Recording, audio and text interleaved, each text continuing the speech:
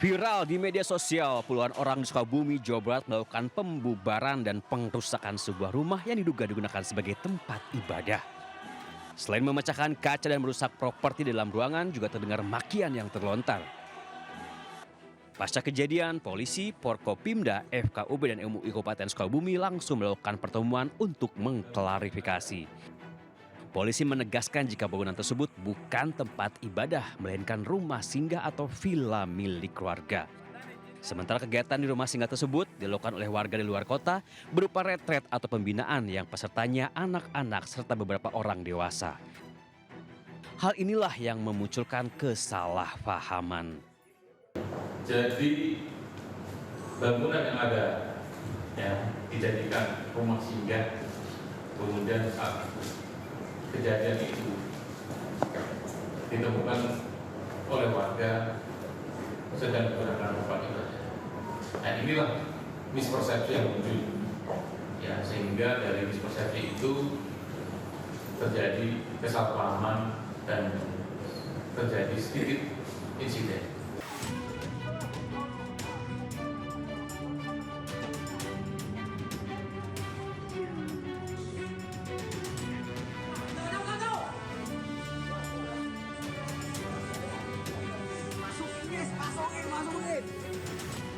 Terekam pada kamera saat sejumlah orang melakukan intimidasi dan sweeping terhadap karyawan sebuah perusahaan pengelolaan limbah industri di wilayah Kota Cilegon, Banten. Aksi ini terjadi di dua titik yang berbeda, yaitu pintu 1 dan pintu 4 area pabrik. Sejumlah pelaku pun terlihat memaksa karyawan keluar dari area kerja dan mereka pun menutupi identitasnya dengan menggunakan masker dan kacamata serta topi. Petugas dari Direktorat Reserse Kriminal Umum Polda Banten menangkap 7 orang pelaku dalam waktu yang berbeda. Dilakukan sejak tanggal 26 Mei hingga tanggal 27 Juni 2025.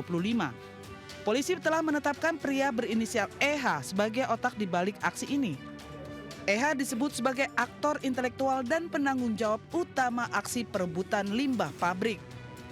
Peristiwa itu terjadi pada saat ia menanyakan barang miliknya yang berada di dalam rumah lantaran rumahnya hendak digusur oleh petugas Satpol PP. Ia juga menyampaikan bahwa terduga pelaku baru beberapa tahun ini tinggal di lokasi lantaran memiliki penjualan sapi. Angkat-angkat baju begini, ada pistolnya. Iya, ngasih unjuk. Iya ngasih unjuk. Soalnya saya juga panik juga Pak. Udah kok ini ngangkat-ngangkat baju ada pistol, saya panik Pak. Saya rasa ngeri juga. Ya, ada apa nih kalau sampai begini gitu. Hingga saat ini pihak kepolisian belum memberikan keterangan terkait identitas pria yang melakukan pengancaman tersebut. Dari Depok, Jawa Barat, Iyung Rizky, iNews melaporkan.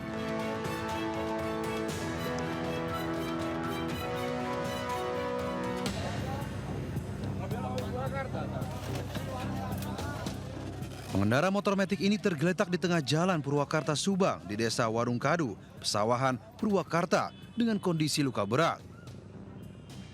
Korban ditabrak sebuah minibus yang berjalan kencang dari arah belakang, sementara mobil angkutan oleng. Emosi warga memuncak saat mendengar teriakan warga lain yang menyebut sopir minibus merupakan pencuri. Akhirnya sopir dihakimi massa hingga babak belur. Sopir berusaha kabur namun terprosok dan jatuh ke sungai. Warga yang emosi langsung merusak minibus. Akibatnya kaca depannya retak dan kaca jendela sebelah kanan hancur. Kejadiannya. Kenceng ya bawa mobilnya kenceng. Nah, terus? Arah kanan nabrak. Terus? Ya udah. Terus Bapak dikejar? Saya emang nggak ngejar, ya. Cuman motor nggak ngejar. Saya emang nunggu informasi dapat di sini baru nyusul ke sini. Yang ngejar dari Wanayasa itu bilang ke sini.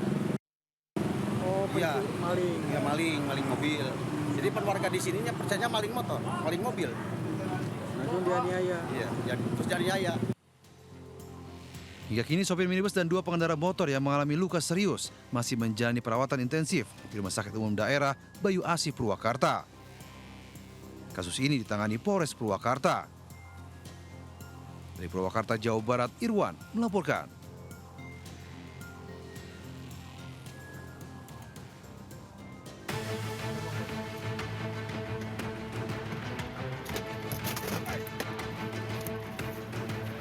Polisi mengadang sebuah mobil sedan yang dikendarai seorang terduga penadah di area perbukitan Desa Pangradin 2, Jasinga, Bogor.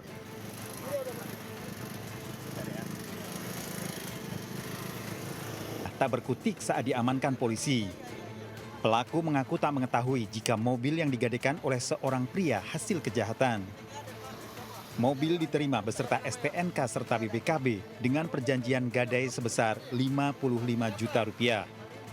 Penangkapan ini merupakan pengembangan dari penangkapan pegawai laundry di apartemen Green Garden Pramuka yang nekat menggelapkan mobil milik majikannya hanya karena kecanduan bermain judi online.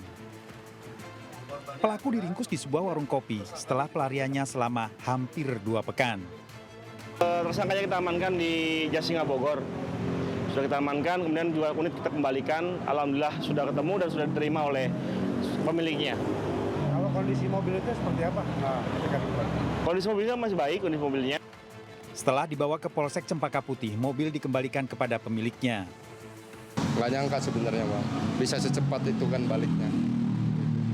Kalau harapannya Abang sebagai warga Jakarta, warga Indonesia itu kayak gimana Bang? Terhadap Polri, ulang tahun nih bentar lagi. Harapannya kepada Polri ya semoga semakin lebih jaya lah, lebih profesional lagi, lebih bisa memberikan pelayanan yang terbaik kepada masyarakat. Tersangka penadah terancam hukuman 5 tahun penjara, sementara tersangka pencurian mobil diancam lebih dari 5 tahun. Dari Jakarta, Rani Sanjaya, iNews melaporkan.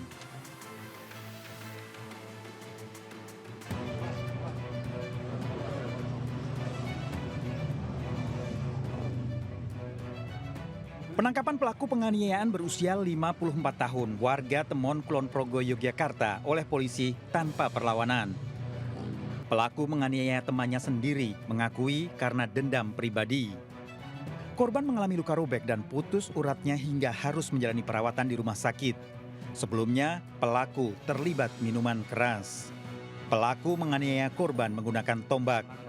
Mempunyai masalah sebelumnya, ponakannya pernah sebulan sebelumnya berkelahi dengan korban. Datang ke rumahnya, terus langsung ditusuk. Jadi mabuk ya? Mabuk. Jadi kondisinya di depan rumah melakukan penusukannya. Baru 1 kali itu. 1 kali ya? Karena apa, Pak? Kalau karena mabuk mungkin pernah gatal otak, jadi nggak tahu nih kepalanya.